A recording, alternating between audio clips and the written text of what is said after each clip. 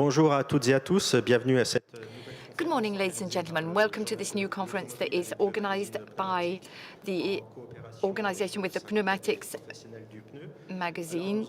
And what we're going to be doing for the next 45 minutes approximately is talk about new labeling. And we're going to be deciphering what's happening at the current time, all of the evolutions from this perspective. So I'd like to wish a very warm welcome to Julien Clerc. You are Head of Product Marketing for France and the Benelux for Bridgestone. And François Yen, you're the Country Manager for France for Apollo Tyres. Gentlemen, since the 1st of May 2021, a new label has been set in place. It's a label that replaces the one that was set in place back in 2012, if I remember rightly. Well, the first one was in 1994. Wow, you know the history better than I do. But it was 2012 for the European labelling. So we're going to be having a look today at how this specific label has been modified. So I suggest that we have a look at it directly on the screen. The first question I'd like to put to you, gentlemen, is how does this new labeling stand out, or what is the difference between the new one and the old one? Can you decipher the new elements that appear? Julien, would you like to start? Well, first and foremost, there's a change in the design simply to align with the labeling that we find on all of the products that are labeled on the market. For example, household goods, electrical appliances, fridges, that kind of thing. Next, one of the major changes that we have concerns the simplification. The European regulator wanted to simplify things with a simpler logo, one that is a label that is easier to understand by the clients. And this means that certain classes have disappeared in terms of the stick on wet ground, on the rolling resistance, basically because the European authorities for a certain number of years have forbidden products with rolling resistance that is too high, or where you've got the performance on wet ground that isn't as good as it should be. So this labeling is now much simpler. It's also more legible, the noise indicator, for example. And what you also have now is an ABC system that is much easier to understand by the clients so that they can make an enlightened choice when they're purchasing tyres. François, I can see there's a QR code as well. There are also mountain logos. Can you explain these different elements to us? Yes, the aim really, as my colleague explained, was to simplify things. We decided to use the same format as the one that exists on refrigerators and other products. Notably, first of all, you've got the European value. We say we're in Europe, and then you've got the QR code. And on each QR code, each user, any person with their telephone can scan this QR code and find the information on the product. They can get all the detailed information on the product. They can see the information sheet with the ABC information, but also a technical form with a lot more details on the product. This is something well and truly that enables all of the users to find information when they're looking at tyres, and basically when they want to search for information either on the internet or when they're in a shop looking at the tyre, they've got the information at their fingertips right away. I'll refer afterwards to online purchasing because this is another reason why this labelling has been introduced. But there are other changes, aren't there, Julien? There's the different information that is a lot more precise related to the tyre. Yes, in terms of the manufacturing, we've added the logo, the winter logo, the 3PMFS. This is for utilitarian vehicles and for heavy-duty vehicles, simply so that we can enlighten the clients or the haulage firms when they're making a decision, simply so that they know how to make the right choice when they buy the product. The aim is for them to be in the know about the product's performance criteria. Now, this new label, does it come from the manufacturers or does it come from the end users? Who wanted to see these changes to the labels? Can you tell me a bit more how this came about? Well, I don't necessarily have all the information in relation to your question. I presume there was quite a lot of feedback, clients asking for the labels to be as simple as possible. Also, at the level of the European organisations, they wanted to align with all of the other products that are labelled, notably household appliances, as we said. The aim has been to standardise as much as possible, because if you see the same information as on other products, it's easier to understand what you're buying when you buy tyres. What happened as well was after 10 years, the initial label was implemented 10 years ago, the European organizations performed a survey, and they realized that when they asked the users, very few users knew that these labels existed. Sometimes people came across the labels and felt that they were hard to understand and that they didn't provide enough information anyway in terms of the specs. When we simplified the label, it meant that it's a lot easier to read the actual label. In terms of ABC, we revised it for the noise elements. So now you can use a performance evaluation process that is the same for the three criteria. We have a new criteria, the ICE criteria, that didn't exist before for one type of vehicle. It didn't exist at all for the trucks, but it exists now for the smaller vehicles, for those people who need to drive on ice or who need to drive in environments that are potentially complex. It means that they can have the right type of tyre. So just to be clear, this label is identical, isn't it, for lightweight vehicles and for heavy-duty vehicles, apart from this ICE feature? Yes, definitely. Francois, you started to answer this question partially. Is this a system that haulage firms are well aware of? And what about the fleet clients and individual clients? Do they all know how the system works, how to interpret the labels? Well, I think in terms of the fleets, the people who are in charge of managing fleets, I'd say they know what these labels are all about, but your everyday consumer, like in the automotive industry, they don't know what it's about. But when you talk about professionals, I think today we all know full well what this label looks like and how to interpret the information on it. Currently, I would argue that in the road haulage sector, this is information that is useful, and it's information that transport specialists are going to delve into a lot more in the future. So personally speaking, I see this label more as a way of selecting information, a way of then avoiding certain products.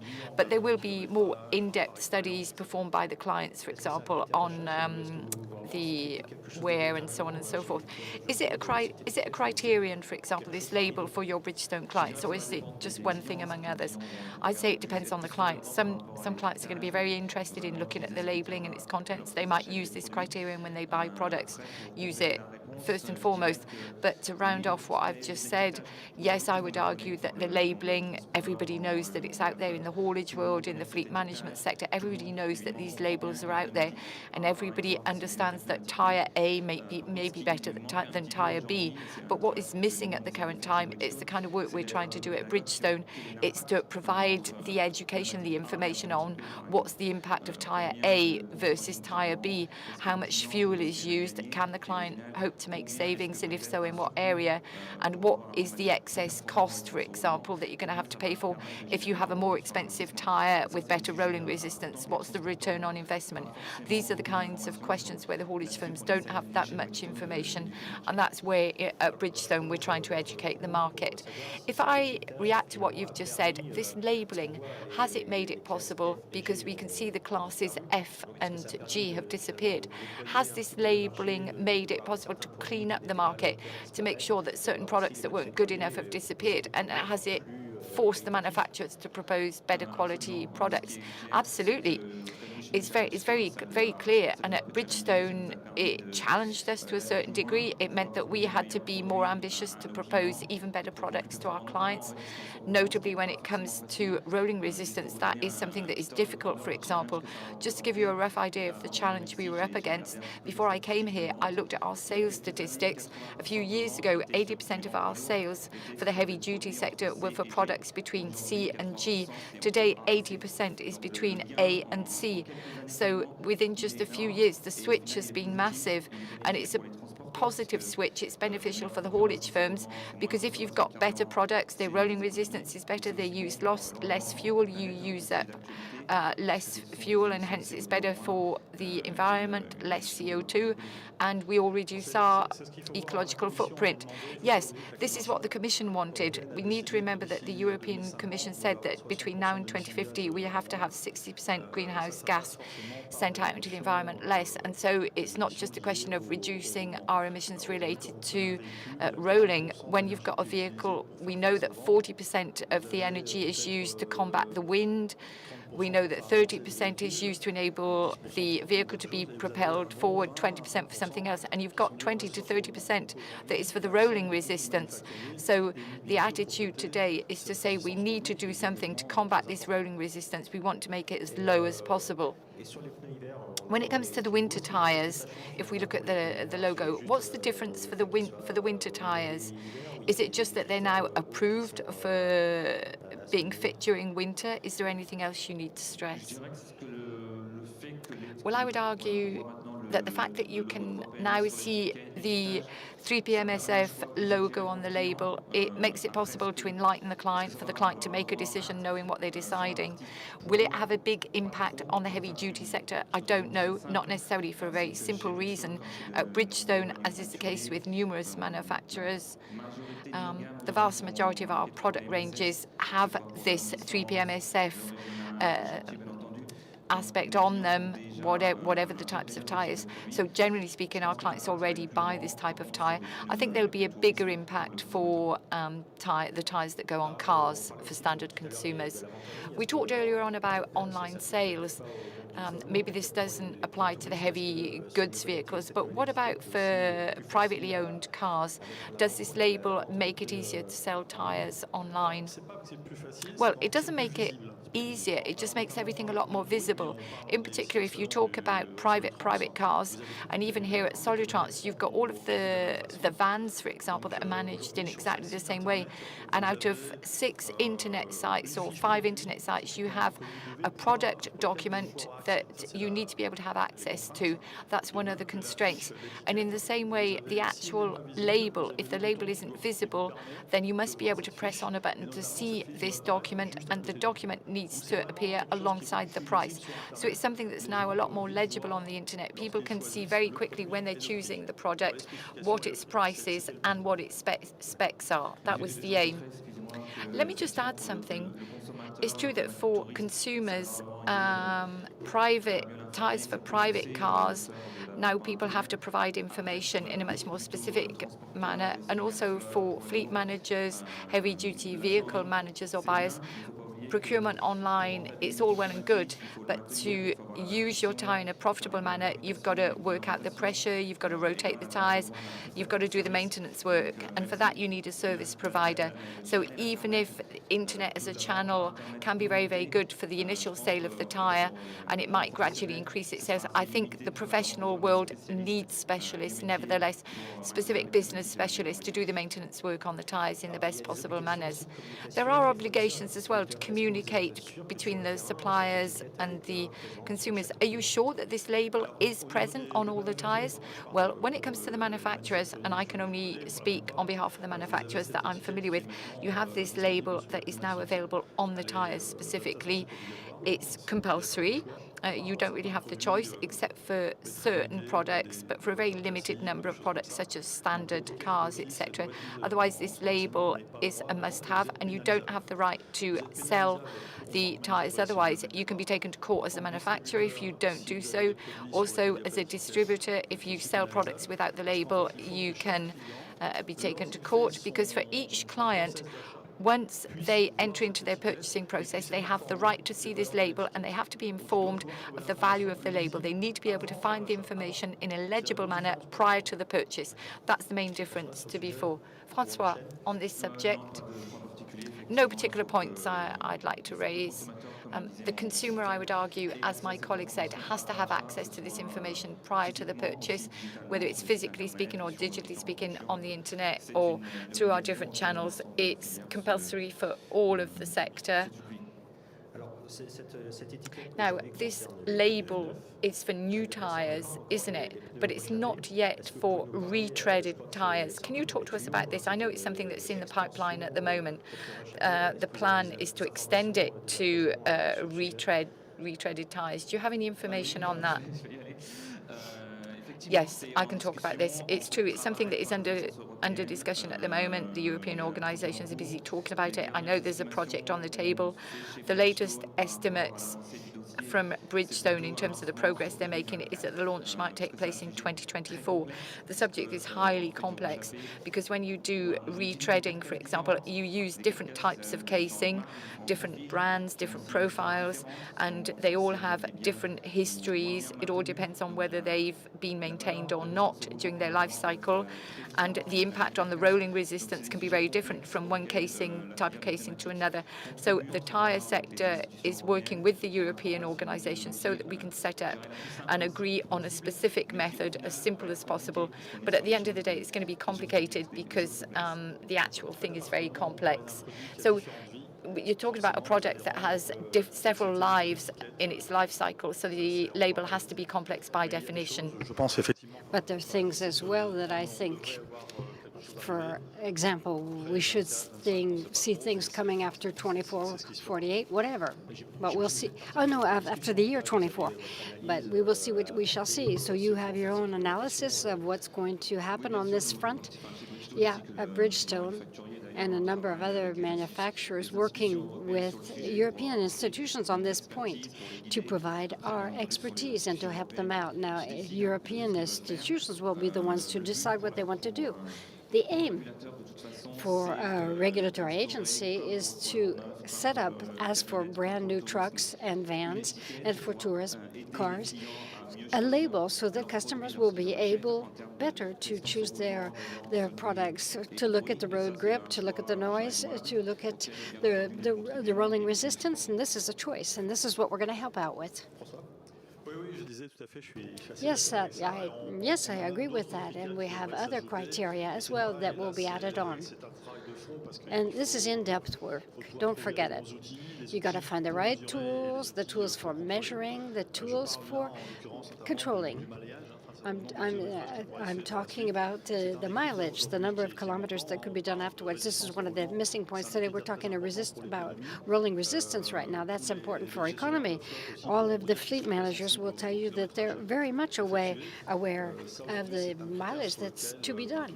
This is a criterion on which all of the manufacturers are looking more closely, and I think this is going to take us till 2028 or who knows what. We shall see. Not before 28. Why? It's complicated. You've got to define the tools for this. There have been European meetings that have dealt with this subject, but today, no, there's no solution yet. I'm talking more from my field of expertise, which are trucks and lorries. The same tire in one operation or in another operation, whether it's well kept up or not, the mileage can vary so greatly. So what's the mileage of a tire? Well, it's quite complicated. How can you standardize this to implement simple information for customers? It's a true challenge, and it hasn't been done yet. That's why. Talking about mileage, there's a type of road as well, the type of application, the type of operation, and the mileage. This all defines that the label is not sufficient, is not enough. You have to go beyond this little white paper. Yes, true. Of course, a label helps with three things: rolling resistance, the wet, and the noise. Now, it's not enough, so the mileage is a big, important element in this for fleets and hauliers. It's really it ensures quality for them. That you're going to be able to do mileage with these tires. Another criteria such as adherence or traction, or for those working in the Pyrenees or the Alps or the mountainous regions, it's very important. Another point is the rushability. So that they can use the hauliers can use their tire right. And there's so many things to be taken into account, not just a label. Another point, last point, it's the manufacturers who are setting up their own labels and evaluating their own products. Can you tell us about how this assessment is done, François? Well, it's quite simple today. Each manufacturer today is to do tests on their own products, and they will define the values. Now, these values will be set in terms of a criteria that have been established by Europe. These are defined criteria, but the manufacturer is going to do these tests and provide the data, the outcome values. So there are some pieces of equipment that have been defined and are used and give us reference points. But the manufacturers doing their own tests, publishing their own results. This is available to the Commission, so each and every one of us can check them. But right now, it's the manufacturer giving the values, and then it's to the state or the state organizations to recheck them. Because today we do our own tests and we put our own values on these things, and there will be a control of this done if need should be felt. This has occurred in Germany and also in France on some tires. So you become judge and jury of your own little system. Yeah, I see your head. You are judge and jury, but nonetheless, you can be checked. Yes, I have the same opinion. Yes, we have this responsibility. We're empowered to do these tests. Now that is something that is enacted in the European regulation, that the manufacturers can do their own testing themselves and then emit their own certification. Now, I think one of the reasons that we've come to this point is that to do the tests, what you need is equipment, and this equipment you don't necessarily have in independent labs. It's not that easy to possess these big machines for rolling resistance and other big presses that need to comply with all kinds of specs for road grip, wet road grip tests as well. So the manufacturer does have this possibility and responsibility to ensure that the tests are done and ensure the certification. But as my colleague here said, we're also responsible for giving the right information to our customers, and we are on the line all the time. So it's the responsibility of each player to have the right quality processes to ensure that one is inspecting and respecting all specs. Are you sometimes doubtful about some tires on some labels on some tires that come from very, very far away? I see what you mean when you say very far away. I think in the past, perhaps there was a little bit of a hazy situation there. There were these new labels and these obligations that the manufacturers have to their customers, but also to the official institutions.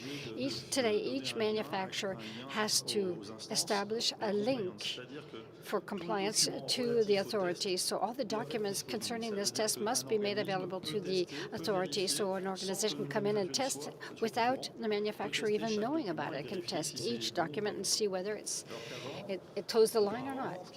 Now, before that, it used to be the state organizations would contact the company, they test that tire, and it was a little more touch and go, because they knew the test was coming, so they could kind of plan for this. So now it's a lot more transparent, so a lot more neutrally controllable. François, a last word. Julien, I'm sorry, not François, Julien.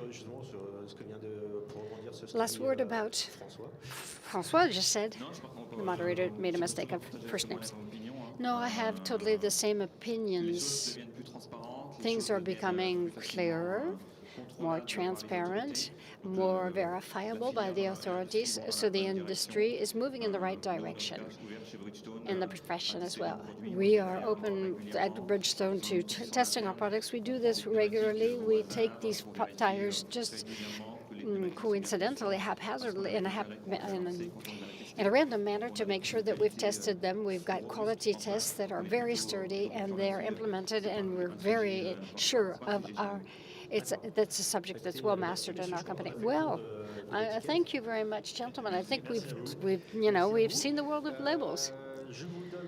Now, let me tell you, the last conference of the day will be organized by the Journal de l'Automobile, which will take place at 2:30 in early afternoon, having to do with the winter decree and obligations for hauliers. And thank you very much, and see you very soon. Thank you.